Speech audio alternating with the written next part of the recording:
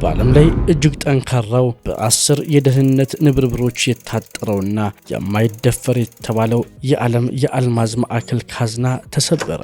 ካለምንም ጩኸት፣ ካለምንም የደም መፋሰስ ከ100 ሚሊዮን ዶላር በላይ የሚያወጣ አልማዝና ወርቅ በአንድ ቀን ድራሹ ጠፋ። ይህንን ታሪክ ልዩ የሚያደርገው ግን የተዘረፈው ገንዘብ መጠን ብቻ አይደለም፣ ዘረፋውን የፈጸሙት ሰዎች ብልሃት እንጂ። በዛሬው ፕሮግራማችን ዘ ስኩል ኦፍ ቱሪን በመባል ስለሚታወቀው የጣሊያን ሌቦች ስብስብና ዓለምን ስላስገረመው የዘመናችን ታላቅ ዘረፋ ሙሉ ታሪክ ይዘንላችሁ ቀርበናል። ፕሮግራሙን ወደ እናንተ አዘጋጅቼ የማቀርበው እኔ ፍሬን ታጠቅነኝ። አብራችሁን ቆዩ።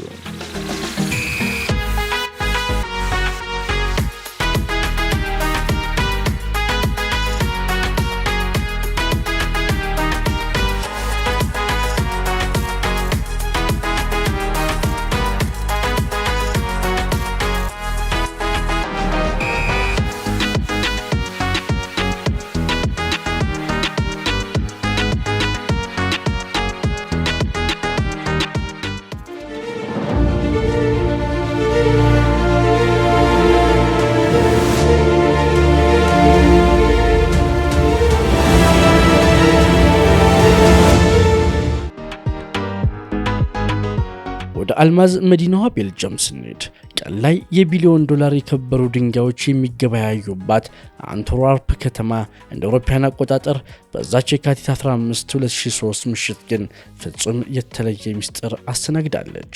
ታሪኩ የሚጀምረው ከዘረፋው 3 ዓመት በፊት ነው። ሊዮናርዶ ኖታርባቶሎ የተባለ ጣሊያናዊ የጌጣጌጥ ሌባ ራሱን እንደ ትልቅ የአልማዝ ነጋዴ በመምሰል በዚህ ማዕከል ውስጥ ቢሮ ተከራየ። ለምን ይመስላችኋል?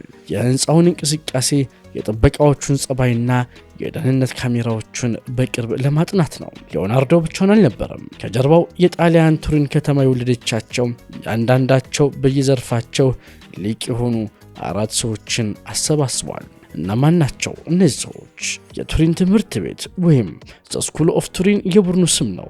መሪያቸው ሊዮናርዶ ኖታርባቶሎ ሲሆን ሌሎቹ አባላት እርስ በርሳቸው እንኳን በስም አይጠራሩም ነበር። የመጀመሪያው አባል ቅጽል ስሙ ዘጂኔስ ይባላል።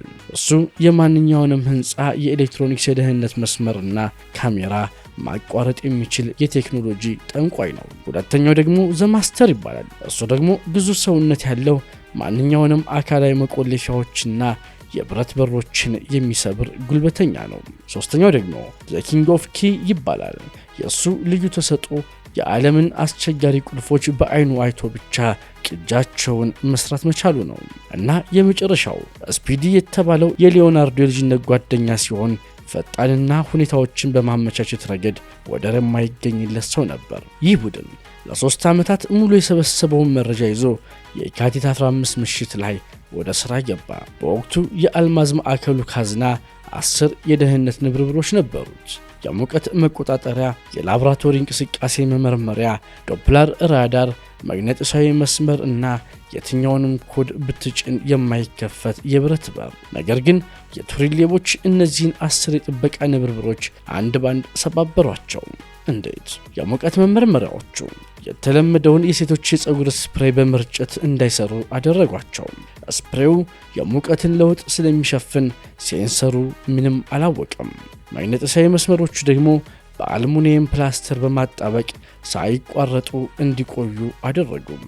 ይበልጥ የሚያስገርመው ግን ጥበቃዎቹ ዋናውን የካዝና ቁልፍ የሚደብቁበትን ሚስጥራዊ ቦታ ስላጠኑ ቁልፉን በቀላል ወስደው በሩን ከፈቱት።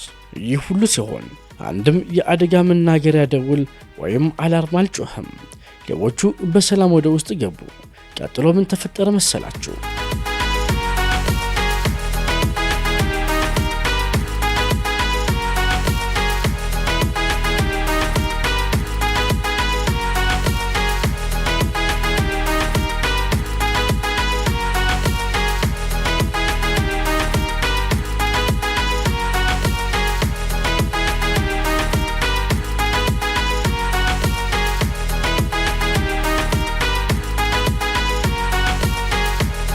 የካቲት 16 ከሌሊቱ 9 ሰዓት የቱሪን ቡድን አባላት በካዝናው ውስጥ የሚገኙትን 109 ጠንካራ ሳጥኖች ሰባብረው በመክፈት ቦርሳዎቻቸውን በአልማዝ በወርቅና በዶላር አጨናነቁም። ከህንፃው ወጥተው በዝምታም ተሰወሩ።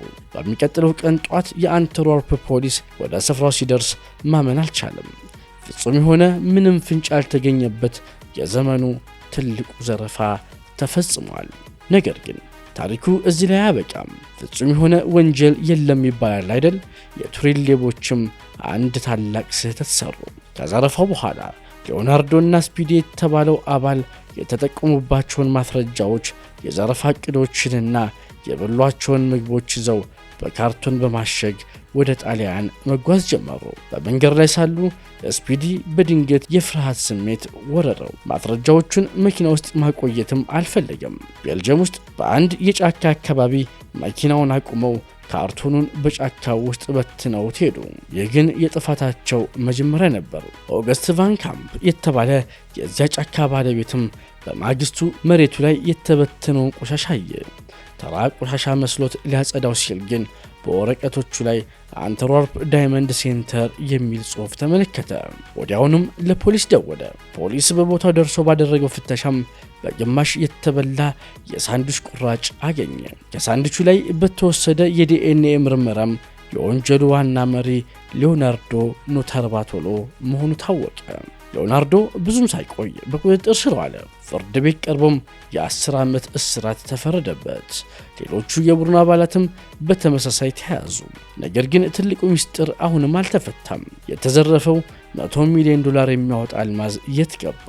ሊዮናርዶ ኖታርባቶሎ የእስር ዘመኑን ጨርሶ በአሁኑ ጊዜ ከእስር ቤት ወጥቷል። ይሁን እንጂ እስከ ዛሬዋ ቀን ድረስ የተዘረፈው $100 ሚሊዮን የት እንዳለ ለአንድም ሰው ተናግረው አያውቅም። ፖሊስም ሆነ የግል መርማሪዎች አልማዙን ሊያገኙት አልቻሉም። አንዳንዶች ሊዮናርዶ አልማዙን ከአንትወርፕ ሳያወጣው እዚያው ከተማ ውስጥ በድብቅ አስቀምጦታል ይላሉ። ሌሎች ደግሞ አስቀድሞ ወደ ጣሊያን አሽሽቶታል ብለው ያምናሉ። ሊዮናርዶ በቅርቡ በሰጠው አንድ ቃለ መጠይቅ ላይ ግን አስገራሚ ነገር ተናግሯል። እኛ የተባለውን ያህል አልዘረፍንም። የዘረፋው ዕቅድ የራሳቸው የአልማዝ ነጋዴዎች የኢንሹራንስ ወይም የመድን ክፍያ ለማግኘት ሲሉ እኛን ተጠቅመው ያዘጋጁት ሴራ ነው ሲል ይከራከራል። እውነቱ ግን አሁንም በካዝናው ውስጥ እንደታሸገ ነው። የቱሪን ትምህርት ቤት ሌቦች በታሪክ ውስጥ ደም ሳያፈሱ ሰውን ሳይጎዱ በቴክኖሎጂና በብልሃት ብቻ ትልቁን ዘረፋ የፈጸሙ በመባላቸው ታሪካቸው እስከዛሬ ድረስ በፊልምና በመጽሐፍ ይተረካል። ለዛሬ ያዘጋጀንላችሁ ፕሮግራም ይህን ይመስል ነበር። ፕሮግራሙን አዘጋጅቼ ያቀረብኩላችሁን ኤፍሬም ታጠቅ ነበርኩኝ። በሌላ ጊዜ በሌላ ፕሮግራም እስከምንገናኝ ድረስ መልካም ጊዜ